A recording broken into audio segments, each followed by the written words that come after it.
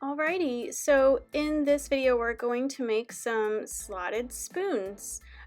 This is going to be a pretty flat, small bowl. It's about, it's definitely less than a pound of clay. You can throw these off the hump, and that way you could get a bunch of different shapes and sizes. I would guess this is probably about a half pound of clay. And we're gonna make this and then trim it round once it sets up to leather hard, and add a handle and cut out some slots. It's a really fun little project I think you'll enjoy.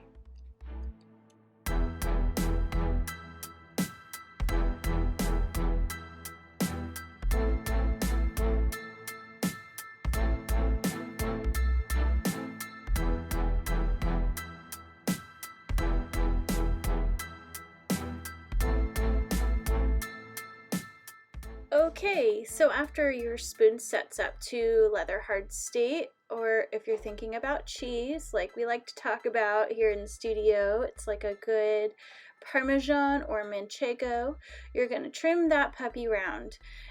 If you've watched the ladle video, this is really similar to that whole process, only it has slots in the spoon.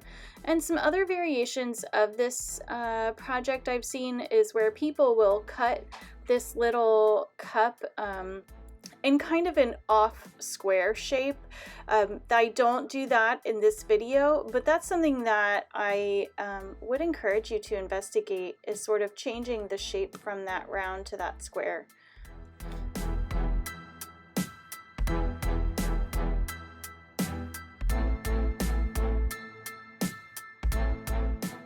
Okay, so we're gonna pull a handle. I just start with a palm full of clay for these bigger handles.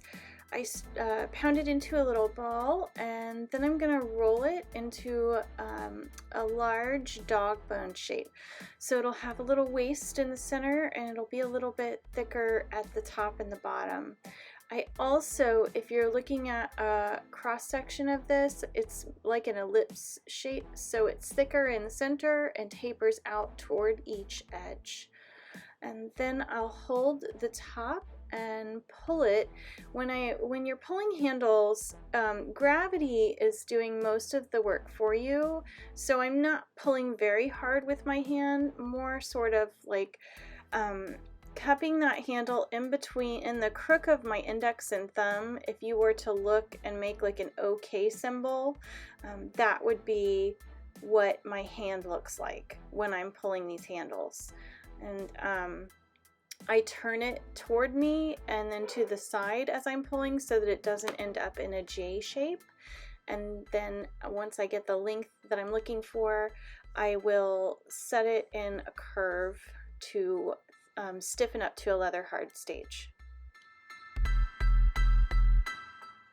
Okay, so this is that little connection point. If you remember, I talked about this. This is something that I learned from Lorna Meaden. She makes her spoons and ladles like this, and it makes a nice transition from the working business end of the tool to the handle. And it's basically kind of this flared out, I'm akinning everything to a dog bone shape, but it's got a flare out at the bottom, and it's got a flare at the top, and one section is narrower than the other, so the section that's attached to the spoon will be a little bit wider, and the section that's attached to the handle will be a little bit smaller. You can see the one by my hand there. I guess it's more like a bow tie than it is a dog bone. And I'm just basically working this to a point where it's as finished as possible before I go to attach the spoon and the handle. Okay, so I'm preforming this around the edge where it's going to be connected, and then I'll mark with my needle tool before I slip and score it. That'll give me an area that I know where I'm scoring. Before I slip and score it on, I am gonna cut the slots in the spoon, so I'll draw those out with my needle tool first. I'll cut them, and then I'll bevel them with a sharp X-Acto knife, and that's just to keep those cuts from being quite so straight or cut looking, I guess. It just makes it look a little nicer in my opinion. And this clay is leather hard, so it's not sticking to itself as I cut, but it's not cracking either because it's not too dry. So you want to catch that at just the right point. And remember that you can, I mentioned you can cut this into a square. It does not have to be a round spoon shape. You could have it narrow at that connection point and a little bit wider out towards the tip of the spoon. And I think that would be really interesting. So I guess it'd be more of like an off square, or like not quite a triangle, but almost wants to be a triangle kind of shape. And so we're slipping and scoring this on, and then I'm gonna attach the handle.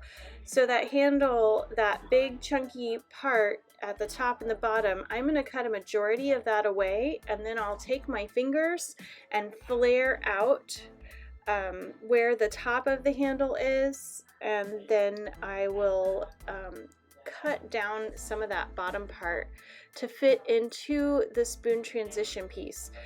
So I use my small loop tool to kind of scoop out a little bit of that clay in that transition piece, and then we'll attach and slip and score that in. You can smooth the seams down, or you know, you can leave them. It's up to you.